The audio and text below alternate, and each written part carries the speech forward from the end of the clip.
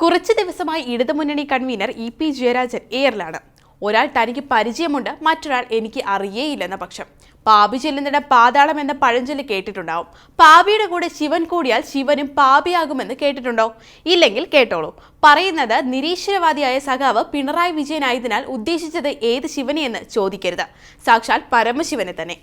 പഴഞ്ചൊല്ലിൽ പതിരില്ല. ശിവനോട് ഉപമിച്ചത് ആരെയെന്ന് കേട്ട് ഞെട്ടരുത്. ഇ.പി. ജയരാജനെ കണ്ടാൽ വലിയ രൂപമാണെങ്കിലും പഞ്ചഭാവമാണ്. പല്ല് മുളയ്ക്കാത്ത കൊച്ചു കുഞ്ഞിന്റെ സ്വഭാവം. പാലേ കുടിക്കൂ. ആരെ കണ്ടാലും നിഷ്കളങ്കമായി ചിരിക്കും. വിളിച്ചാൽ കൂടെ പോകാനും തയ്യാർ. ഇത് മണത്തറിഞ്ഞാണ് ബി.ജെ.പിയുടെ ആൾപിടുത്തക്കാരായ പ്രകാശ് ജാവദേക്കർ അദ്ദേഹത്തെ കാണാൻ എത്തിയത്. ഇര തേടി നടക്കുന്നതിനിടെ നേരം പോക്കിന് തിരുവനന്തപുരത്ത് ഒന്ന് ചുറ്റിയതാണ്. കാർ ആക്കുളം പാലത്തിനടുത്ത് എത്തിയപ്പോഴാണ് ഒരു മോഹം. കൊള്ളാവുന്ന ആരെങ്കിലും വീട്ടിൽ പോയി പരിചയപ്പെടണം, ഒരു ചായ കുടിക്കണം. കാറിൽ ഒപ്പമുണ്ടായിരുന്ന സുഹൃത്ത് ദല്ലാൽ നന്ദകുമാർ പറഞ്ഞു, അതിനെന്താ, പറ്റിയ കക്ഷി എടുത്തോണ്ട് നമുക്ക് അങ്ങോട്ട് പോവാം. അങ്ങനെയാണ് ഇരുവരും ചേർന്ന് ഇ.പിയുടെ മകന്റെ സമീപത്തുള്ള ഫ്ളാറ്റിൽ എത്തുന്നത്. ഇ.പിക്ക് ദല്ലാളുമായി നല്ല പരിചയം. കൂടെയുള്ളതാര്? ഒന്നുകൂടി സൂക്ഷിച്ചു നോക്കി. ഇത് പത്രത്തിലും ടിവിയിലുമൊക്കെ കാണാറുള്ള ജാവദേക്കർ അല്ലേ? ആ വലിയ മനുഷ്യൻ ഇതാ തന്നെ കാണാൻ ഇങ്ങോട്ട് വരുന്നു. പിന്നെ അമാന്തിച്ചില്ല, നിറചിരിയോടെ സ്വീകരിച്ചിരുത്തി. പരസ്പരം പരിചയപ്പെട്ടു, ചായ കുടിച്ചു. അപ്പോഴാണ് അതിഥി രാഷ്ട്രീയം എടുത്തിട്ടത്. അപകടം മണത്ത ഇ.പി ഉടനെ ചാടിയെണീറ്റു.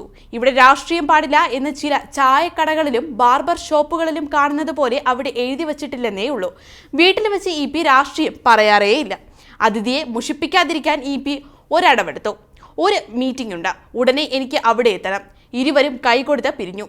അതെ, ഈ ശോഭാ സുരേന്ദ്രൻ ഇങ്ങനെ വിളിച്ചു പറഞ്ഞ് നടക്കേണ്ട കാര്യമുണ്ടോ? ബി.ജെ.പിയിലേക്കുള്ള തന്റെ കുടിയേറ്റത്തിനുള്ള 90% ചർച്ചയും പൂർത്തിയായത്രേ. സ്വന്തം പാർട്ടിയിലെ രഹസ്യങ്ങൾ പോലും സൂക്ഷിക്കാൻ കഴിയാത്ത സ്ത്രീയാണോ? തനിക്കാണെങ്കിൽ അവരെ തീരെ പരിചയവുമില്ല. ഒരു തവണ മിന്നായം പോലെ കണ്ടിട്ടുണ്ടെന്ന് തോന്നുന്നു. താൻ ജാവദേക്കറിനെ കണ്ട കാര്യം പത്രക്കാർ ചോദിച്ചപ്പോൾ ഒന്നും മറച്ചുവെച്ചില്ല, സത്യം പറഞ്ഞു. ഒരു ദിവസം ദല്ലാളിനൊപ്പം ജാവദേക്കർ കാണാൻ വന്നിരുന്നു. വീട്ടിൽ കയറി വന്നിരുന്ന ആളോട് എങ്ങനെ കയറരുതെന്ന് പറയും? അക്കാര്യം വെളിപ്പെടുത്തിയത് നിർഭാഗ്യത്തിന് വോട്ടെടുപ്പ് ദിനത്തിലായിപ്പോയി. ശൂല പിടിപെട്ട പോലെ കുട്ടിക്ക് പാൽപായസം കിട്ടിയതുപോലെ ചാനലുകൾ അന്ന് മുഴുനീളെ അതങ്ങ് കൊണ്ടാടി. അതല്ലേ സംഭവം വിവാദമാകാനും പിണറായി സഖാവിന് തന്നോട് ഈർഷ്യ തോന്നാനും കാരണം. ഈ പത്രക്കാരെ കൊണ്ട് തോറ്റു. താൻ എന്ത് ചെയ്യുന്നുവെന്ന് അവന്മാർ നോക്കി നടക്കുകയല്ലേ? ദല്ലാളിനോട് കൂട്ടുകൂടുന്നതിലാണ് പിണറായി സഖാവിന് എതിർപ്പ്, അല്ലാതെ ജാവദേക്കറുമായി സംസാരിച്ചതിനല്ല. അദ്ദേഹവുമായി സഖാവ് സംസാരിച്ചിട്ടുണ്ടത്രേ. പിന്നെ ആർക്കാ പ്രശ്നം? പോകാൻ പറ.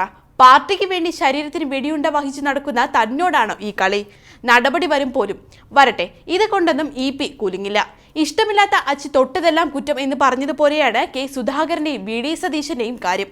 ഇ.പി ജയരാജൻ പ്രകാശ് ജാവദേക്കറുമായി കൂടിക്കാഴ്ച നടത്തിയത് ബി.ജെ.പിയിൽ ചേരാനാണത്രേ. അത് മുഖ്യമന്ത്രിയുടെ അറിവോടെയാണെന്നും പൂച്ചിപ്പുറത്തായ സ്ഥിതിക്ക് ഇനി ഇ.പിയെ ബലിയേടാക്കുമോ എന്നാണ് അവരുടെ ആശങ്ക. ഇ.പിയുടെ എന്തൊരു സ്നേഹം! പാപിയോടൊപ്പം യഥാർത്ഥ ശിവൻ ചേർന്നാൽ പാപി കരിഞ്ഞു പോകുമെന്നും ഇ.പിയെ പാപിയാക്കി പിണറായി ഡ്യൂപ്ലിക്കേറ്റ് ശിവനാണെന്ന് വരെ പറഞ്ഞു സതീശൻ. പിണറായി സൂര്യനാണെന്നും ആ സൂര്യന്റെ അടുത്ത് എത്തുന്നവർ കരിഞ്ഞു പോകുമെന്നും നേരത്തെ എം.വി. ഗോവിന്ദൻ മാഷ് പറഞ്ഞത് ഓർക്കുക. ബി.ജെ.പിയിലേക്ക് ചാടാൻ ഞാൻ മുമ്പേ എന്ന് വെമ്പി നിൽക്കുന്ന പാർട്ടിയുടെ നേതാക്കളാണല്ലോ സുധാകരനും സതീശനും. അവരെന്ന് ചാടുമെന്ന് നോക്കിയാൽ മതിയെന്നാണ് മാഷിന്റെ ഭാഷ്യം.